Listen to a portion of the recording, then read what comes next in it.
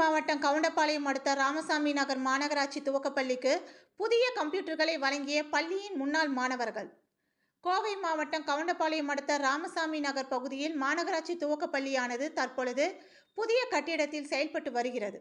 இந்த துவக்கப்பள்ளி ஆசிரியர்களின் கோரிக்கைக்கு ஏற்ப புதிய கட்டிடத்திற்கு தேவையான இதர வசதிகளை முன்னாள் மாணவர்கள் இணைந்து செய்து தருகின்றனர்.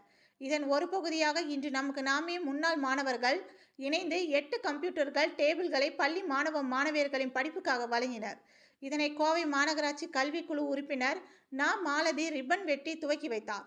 இந்த நிகழ்ச்சியில் 18வது வார்டு மாமன்ற உறுப்பினர் ராதாகிருஷ்ணன், பெற்றோர் ஆசிரியர் சங்க தலைவர் சுந்தரராஜன், வார்டு செயலாளர் ஜெயச்சந்திரன் மற்றும் முன்னாள் மாணவர் சங்க ஒருங்கிணைப்பாளர் சுக்ருல்லா பாபு, துரைராஜ், மக்கள் நல்லுறவு சதீஷ்குமார், அப்துல் ரஹ்மான், விஜய் விநாயகம், பாலமுருகன், மகேஷ், சாந்தகுமார், சுந்தரமூர்த்தி, சிவகுமார், சீனிவாசன், ஆனந்தகுமார், நாகராஜ் மற்றும் பள்ளி தலைமை ஆசிரியர் அற்புதமேரி மற்றும் ஆசிரியர்கள், மாணவியர்கள் பலர் கலந்து கொண்டனர் என்பது குறிப்பிடத்தக்கது.